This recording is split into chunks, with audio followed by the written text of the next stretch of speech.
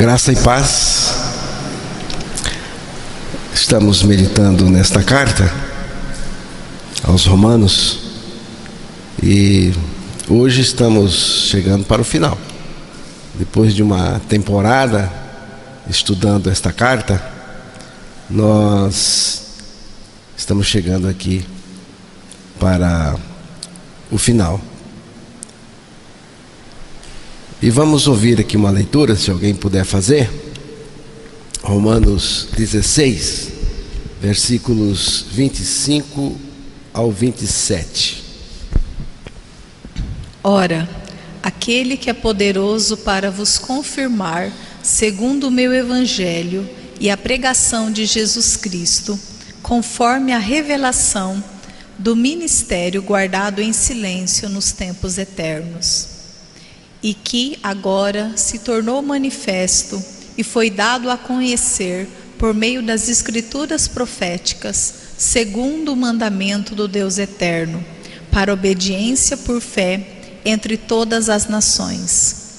Ao Deus único e sábio seja dada a glória por meio de Jesus Cristo pelos séculos dos séculos. Amém. Que Deus revele a sua palavra aos nossos corações. Então, em Romanos 16, versículos 25 ao 27, é o encerramento da carta de Paulo aos Romanos. Ele encerra com uma doxologia final que exalta o mistério da revelação de Deus, de Cristo, o Evangelho da salvação. Essa sessão contém uma exaltação a Deus por sua obra de salvação em Cristo, revelada através das Escrituras e agora manifestada, revelada para todos os povos. Na teologia cristã, uma doxologia é uma curta oração que exalta a Deus, geralmente focada na sua pessoa, em sua natureza, poder e sabedoria, como vemos em Romanos 16, o versículo 27. Paulo finaliza sua carta com essa doxologia, que é uma expressão de louvor, adoração e exaltação a Deus. Paulo fala sobre a revelação do mistério que estava oculto, mas agora é manifestado, revelado através de Jesus Cristo.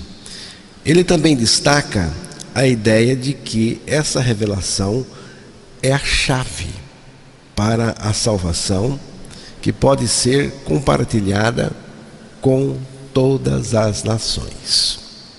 Então, resumidamente, o mistério revelado é o projeto de salvação de Deus que foi oculto por gerações, mas agora é compreendido e revelado através de Jesus Cristo. E essa salvação é uma salvação para todas as nações. E é uma salvação que você acessa pela fé em Cristo Jesus. O mistério refere-se ao modo como Deus, em sua sabedoria, uniu os povos em Cristo, e isto aconteceu na cruz, e trouxe a salvação para todos, algo que antes era totalmente desconhecido. Imagine um jovem que por muitos anos tenta entender um livro antigo de códigos secretos. Ele passa sua vida inteira tentando decifrar os símbolos, mas não consegue encontrar sentido. Um dia, ele recebe uma chave especial, um livro que elucida, que revela cada símbolo e cada código. Agora o jovem consegue entender o que antes era um mistério e finalmente pode usar o que aprendeu para ajudar outras pessoas a decifrar os mesmos códigos. Essa história ilustra um pouco o mistério de que Paulo fala aqui. O Evangelho de Cristo foi como a chave para decifrar o projeto de Deus, algo que foi escondido por gerações. A revelação de Cristo trouxe compreensão e agora podemos acessar essa sabedoria de Deus. Colossenses capítulo 1, versículos 26 e 27.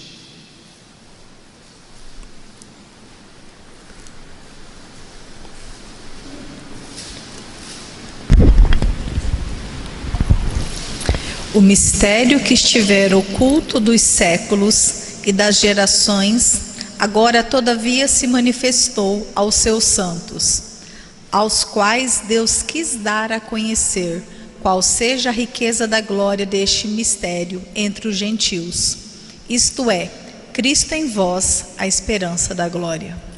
Aqui está. Paulo fala não apenas de um mistério, mas é um mistério singular, o mistério que esteve escondido durante séculos e gerações, mas agora foi manifestado. A palavra aqui manifestado é revelado, tornado conhecido, revelado aos seus santos. A estes, ou seja, aos santos, Deus quis dar a conhecer a riqueza deste mistério entre os gentios, que é Cristo em vós, é Cristo em mim, Cristo em nós. É o mistério. Este projeto de Deus foi mantido em segredo por séculos e gerações, como disse o apóstolo Paulo aí. Mas agora foi revelado ao povo santo de Deus, onde esse projeto é executado, realizado e consumado. Esta mensagem tem que ser anunciada, tem que ser pregada, tem que ser divulgada por toda parte entre os gentios, para que eles também saibam disso, creiam e sejam regenerados e se tornem recipientes de Cristo, portadores de Cristo, porque o ponto central aqui é Cristo em nós, Ele dentro de nós. Cristo em nós é onde Deus quer chegar com cada um de nós. E enquanto não chegarmos a esta experiência com Cristo, Ele em nós,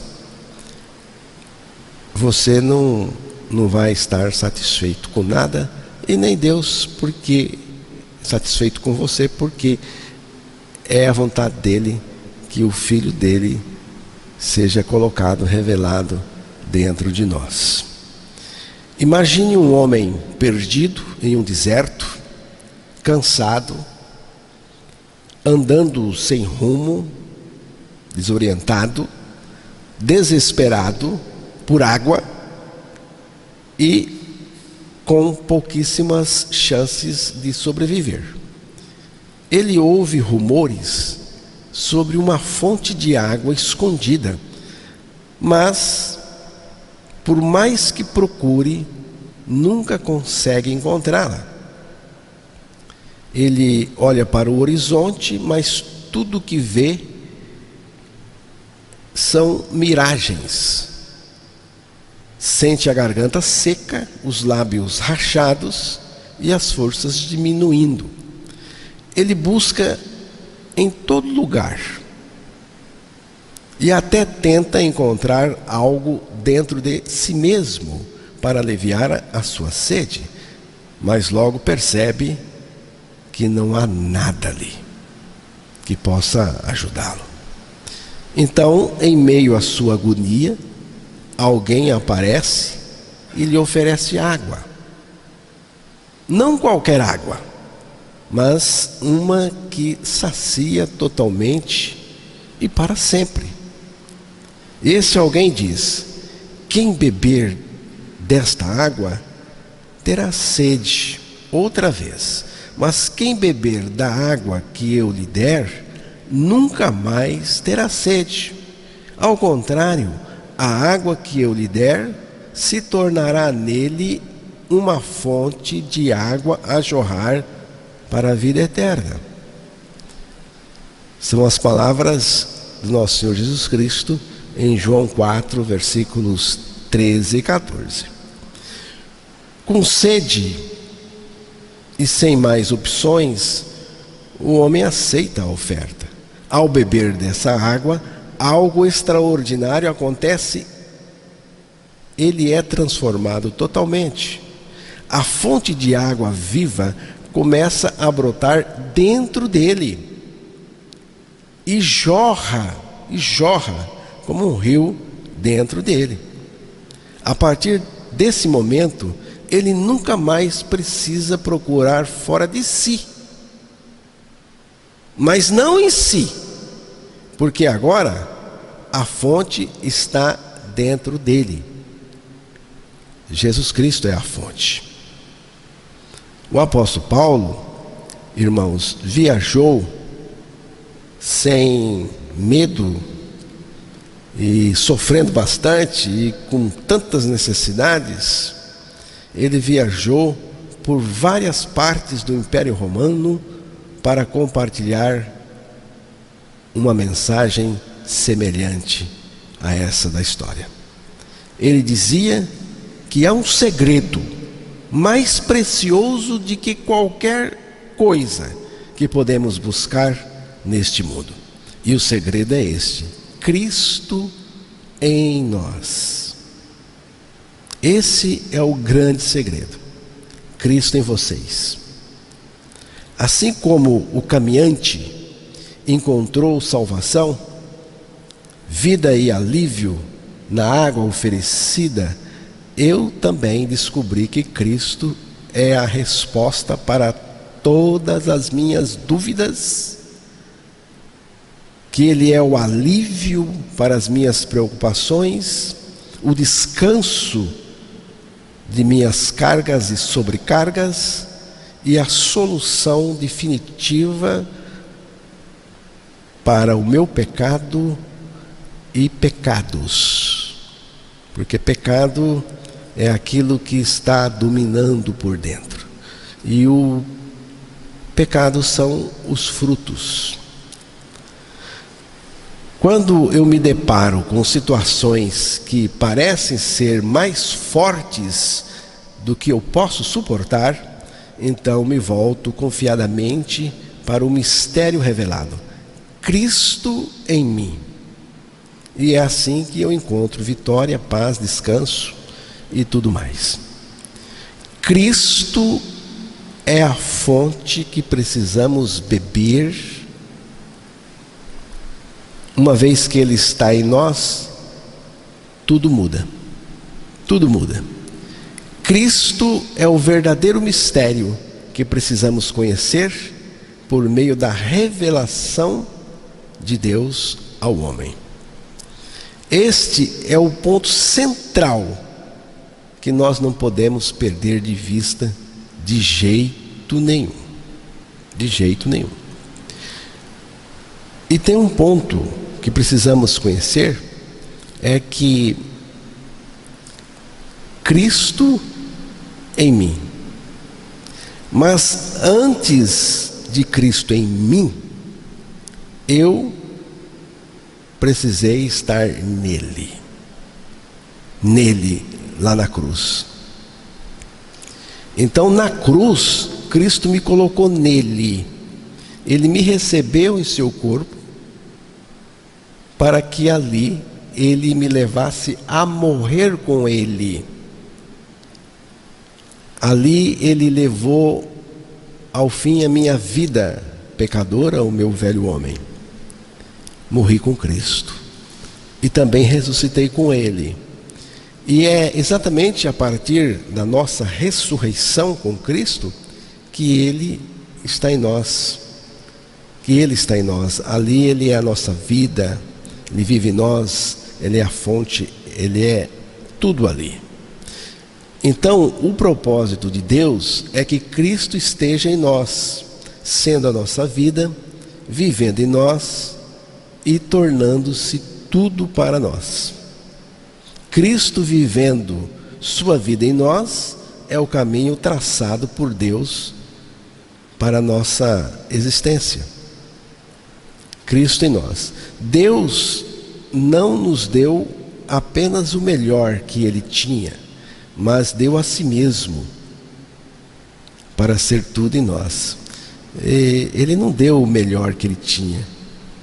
Deus, Ele nos deu o melhor, Ele nos dá sempre o melhor. Deus deu mais do que isto. Ele deu a si mesmo por nós.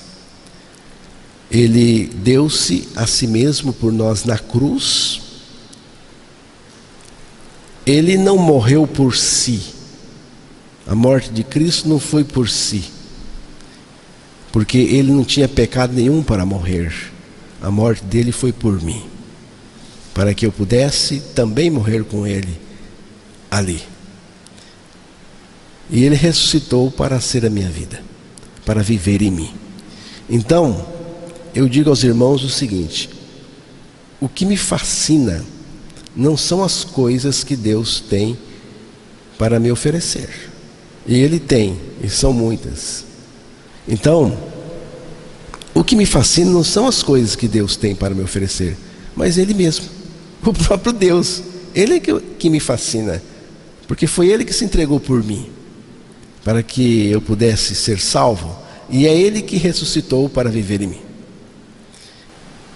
Já estou crucificado com Cristo e vivo não mais eu, mas Cristo vive em mim. E a vida que agora vivo na carne, vivo-a pela fé do Filho de Deus, o qual me amou e se entregou a si mesmo por mim. Então, a vida de Deus só pode ser vivida por Ele mesmo. A vida de Deus só pode ser vivida por Ele mesmo. Esse é o projeto divino. Essa é a ideia do Evangelho. Cristo mesmo vivendo em nós. O segredo que esteve oculto e agora foi revelado em Cristo. Então, basta crer na palavra de Deus que afirma a sua morte e ressurreição em Cristo, e você terá o Filho de Deus revelado e vivendo no seu interior. Isso é o que transforma tudo, tanto agora quanto na eternidade. É o que faz a diferença, tanto aqui quanto na eternidade. Cristo em mim é algo grandioso e extraordinário. Ele se humanizou, foi à cruz, atraiu a si o ser humano e morreu por ele, e fez esse ser humano pecador morrer com ele para o pecado. Depois Deus o ressuscitou e nós fomos ressuscitados juntamente com ele, e agora ele vive em nós, e agora eu sou conduzido por sua vida justa e santa em meu ser. Então é indispensável crer nisso. Depois de sermos crucificados com Cristo, Ele passa a viver em nós. Esse é o grande segredo que Deus quer que você conheça. Qual é o grande segredo de Deus? É que Ele levou você a morrer com Cristo na cruz, no corpo de Cristo, e ressuscitou você junto com o Filho dele, para que o Filho dele vivesse em você. Para mim, tem sido algo maravilhoso. E eu compartilho esta verdade com você e com todos que eu posso.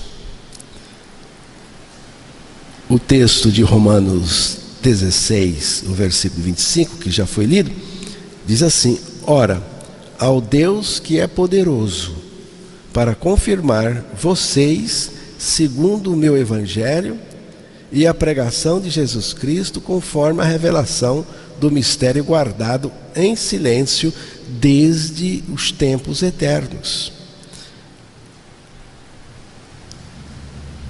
Ora, ao Deus que é poderoso. Poderoso aqui, essa palavra aqui, poderoso, enfatiza a força divina de Deus para sustentar os crentes, porque é Ele que nos sustenta. O texto falou: ora, ao Deus que é poderoso para confirmar, para sustentar vocês. Poderoso.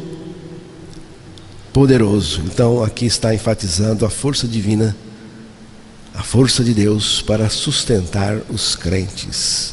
Quem sustenta e confirma é Ele. Como que Ele confirma? Como que Ele sustenta? Como que Ele confirma? Como que Ele fortalece? Ele confirma, segundo o texto aqui, segundo o meu evangelho e a pregação de Jesus Cristo, conforme a revelação do mistério. Isso se refere ao evangelho que Paulo pregava. Evangelho centrado na pessoa e obra redentora de Jesus Cristo. A palavra mistério indica algo que estava oculto, mas agora revelado.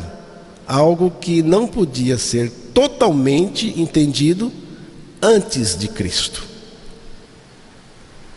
Paulo começa então exaltando a Deus como aquele que é capaz de confirmar, fortalecer os crentes.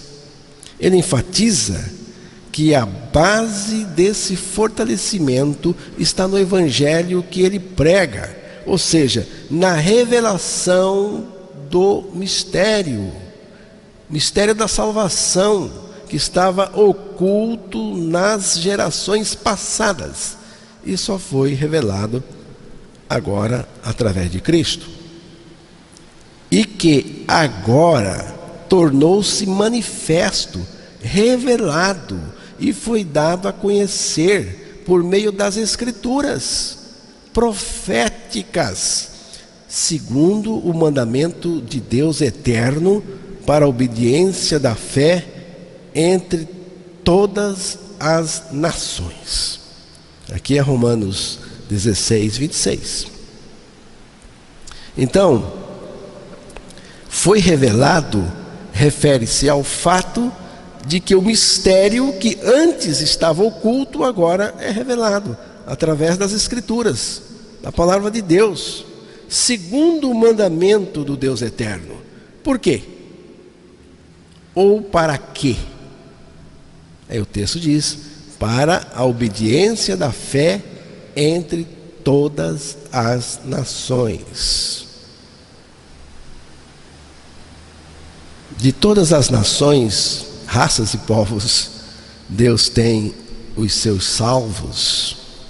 Foi revelado e dado a conhecer pelas Escrituras proféticas, por ordem do Deus eterno, para que todas as nações venham a crer nele e a obedecer. Não é todo mundo, nem todo mundo vai crer, mas de todas as nações, Deus tem gente que crê. Esse versículo descreve como o mistério foi revelado. Não foi uma revelação sem propósito, mas foi através das escrituras dos profetas. E por quê? Através das escrituras dos profetas ou das escrituras proféticas. Porque essas escrituras proféticas estavam apontando para Cristo, prefiguravam a vinda de Cristo e a salvação para todos os povos, não apenas para Israel. O objetivo dessa revelação é levar as nações a obedecerem à fé. O que importa é viver de acordo com o Evangelho. Viver de acordo com o Evangelho é você viver crucificado com Cristo, ressuscitado com Cristo, e Ele vivendo em você, você vivendo para Deus, porque Ele vive em você. E o texto diz, em Romanos 16, 27, ao Deus único, sábio. Aí, vamos ler esse texto aqui novamente? Por favor, vamos ver aí. Romanos 16, 27. Ao Deus único e sábio, seja dada a glória por meio de Jesus Cristo, pelos séculos dos séculos. Amém. Paulo encerra com uma doxologia que exalta a sabedoria de Deus em seu projeto de salvação. Porque só Deus poderia pensar numa coisa dessa. Só Deus poderia pensar em fazer com que a morte do seu filho fosse a nossa morte, e a ressurreição do seu filho a nossa ressurreição, e ele vivendo em nós.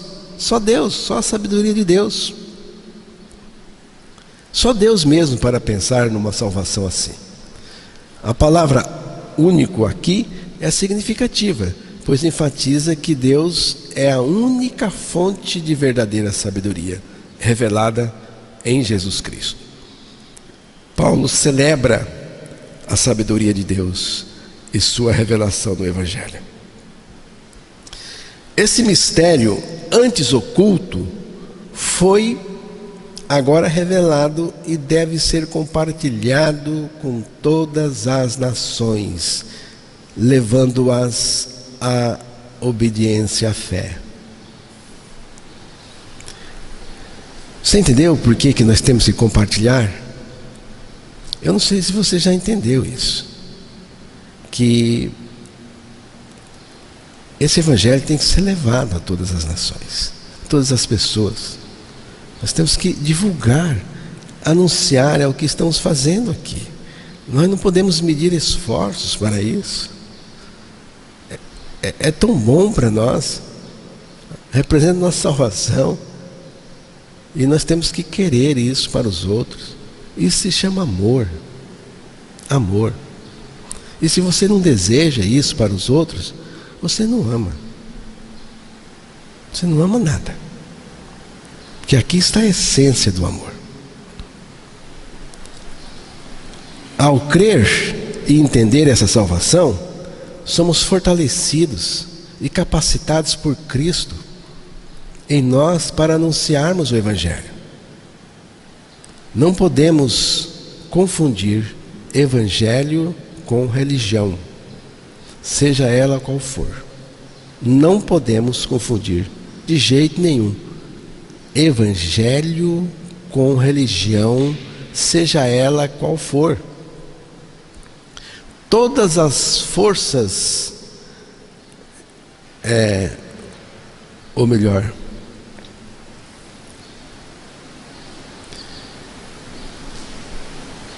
é muito fácil confundir religião com Evangelho. Mas nós não devemos fazer isso. A palavra religião tem sua origem no latim religio, que pode ser entendida de duas formas principais: ligar de novo ou observar com zelo. Ligar de novo ou observar com zelo. Ambas as interpretações se relacionam com a ideia de conexão com o divino, sugerindo que a religião envolve tanto o esforço de restaurar uma ligação com o divino, quanto o empenho, coisa de religião mesmo, o empenho em cumprir normas, deveres e responsabilidades espirituais. A ideia de religião, em sua essência, pode parecer pretensiosa, quando tenta, por meio de esforços humanos e sistemas religiosos, lidar com a maior necessidade do ser humano, a reconexão com Deus.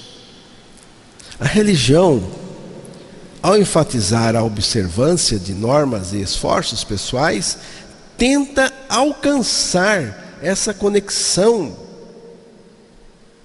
mas só o Evangelho consegue nos unir com Deus. Só Jesus Cristo pode realmente restaurar esse vínculo. O Evangelho apresenta uma solução direta e perfeita, não baseada no esforço humano, mas na obra de Cristo na cruz, que é suficiente para reconciliar o ser humano com Deus. Então, a diferença crucial aqui é que, enquanto a religião depende do que fazemos, o Evangelho depende do que Cristo fez por nós. A religião, então, busca algo que, embora importante, não pode ser alcançado por seus próprios esforços. Já o Evangelho nos oferece essa reconexão com Deus pela fé em Cristo, sem exigir que façamos algo para merecê-la. Isso torna o Evangelho uma boa notícia, uma maravilhosa notícia, uma notícia gostosa, alvissareira, ao contrário da religião, que muitas vezes frustra, até mesmo afastando a pessoa ainda mais, afastando o homem ainda mais de Deus. E isso não é uma boa notícia. Isso é uma notícia triste, frustrante.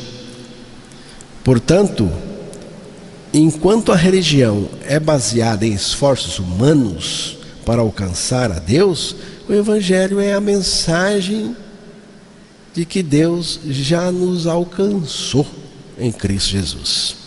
De modo geral, a religião coloca sobre as pessoas muito peso, fardos pesados, para que elas tentem levá-los com o seu esforço e com a sua própria condição, a fim de alcançar a aceitabilidade de Deus. Um ortopedista estava comentando sobre os desvios de coluna em crianças. E ele apontou que a escola moderna é uma das responsáveis por isso. Ele mostrou como as crianças acabam carregando para a escola muitas coisas, cadernos, livros, outros materiais, o que torna a bolsa extremamente pesada. Com o peso nas costas, as crianças acabam se curvando para trás, o que pode levar aí a questões aí de, como ele disse, lordose, cifose, entre outras questões. De maneira semelhante, a religião pode fazer o mesmo com as pessoas, mas no aspecto moral e espiritual. A religião muitas vezes impõe um fardo pesado. Muitas atividades, muitas regras, muitas exigências. As pessoas acabam carregando um monte de obrigações espirituais e morais, o que acaba gerando um peso, um desgaste emocional e psicológico muito grande. Pessoas religiosas, quanto mais religiosa é uma pessoa, mais desgaste emocional ela tem, mais desgaste psicológico ela tem. É uma situação difícil. E apesar desse peso, muitas pessoas gostam dessa carga. É incrível. Apesar disso tudo, dessa carga toda, dessa sobrecarga, as pessoas gostam disso. Porque oferece a elas a sensação de dever cumprido, de realização pessoal e até de reconhecimento. Assim como a criança sente os efeitos negativos de carregar uma mochila pesada, muitas pessoas sentem um peso espiritual de uma religião que exige muito, mas não oferece descanso, que a coisa mais gostosa, mais preciosa é o descanso. É o descanso. Muitas vezes a religiosidade exagerada pode criar uma sensação de cobrança constante, culpa, o que afasta as pessoas da verdadeira liberdade espiritual, né? Liberdade espiritual e também libertação espiritual.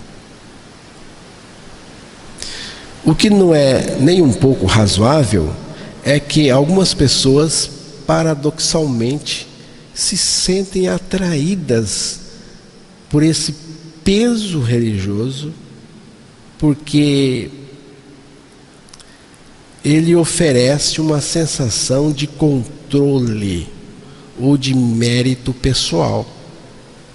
Esse desejo de reconhecimento e a sensação de dever cumprido podem tornar mais difícil perceber o alívio e a paz que o Evangelho oferece, que não depende de esforço humano, mas da graça de Deus, inteiramente.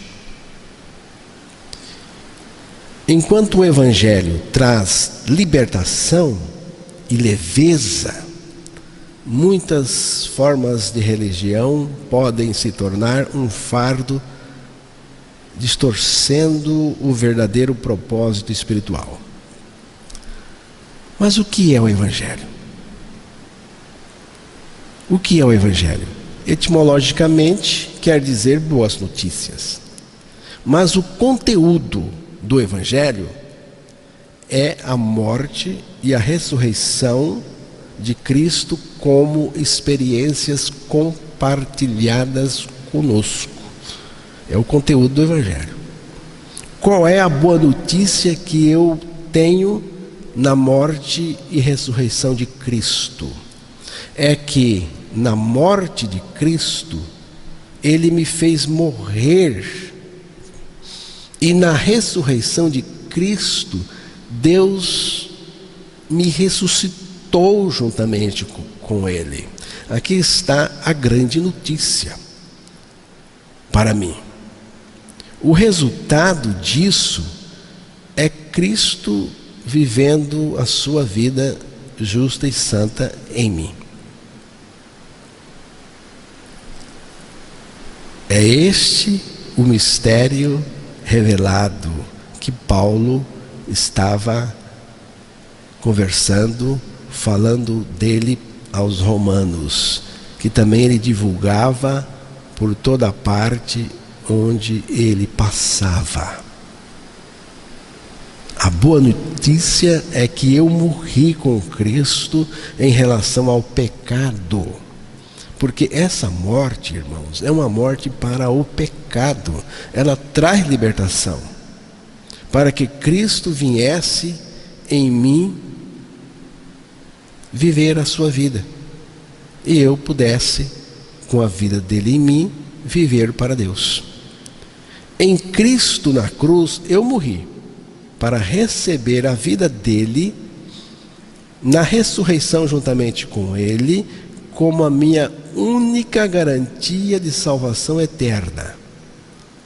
E Paulo sintetizou o Evangelho em um único versículo. Gálatas 2:20, que vocês conhecem muito bem. O Evangelho é único.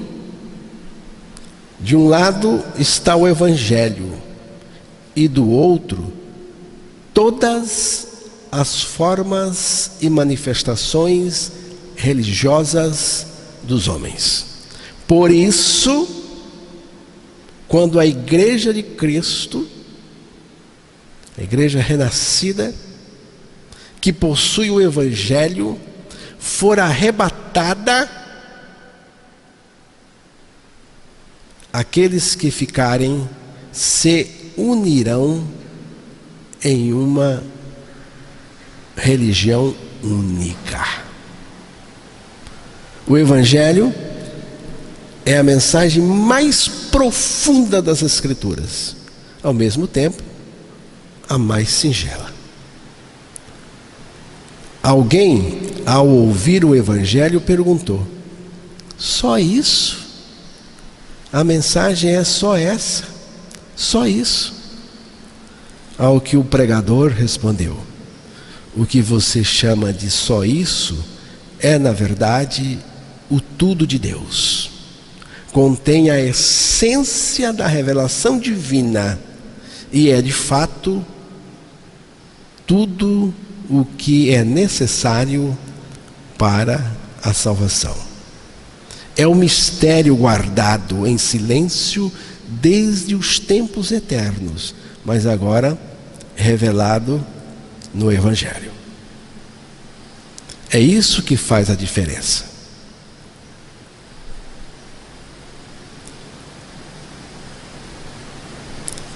E Paulo diz lá em Efésios 6,19. Vamos ouvir. Efésios 6,19.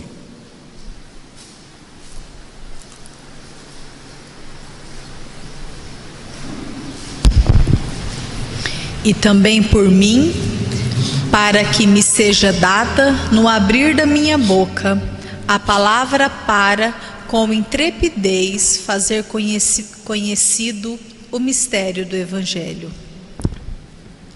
Paulo está pedindo oração. Ele está falando de oração, ele vem falando de oração, e então ele diz: e por mim. É um pedido de oração que Paulo está fazendo para ele. E por mim, para que me seja dada, ao abrir da minha boca, a palavra com confiança, para fazer notório o mistério do Evangelho. Paulo escrevia da prisão. Ele fez esse pedido de oração da prisão. O que deveria pedir alguém que está preso na cadeia?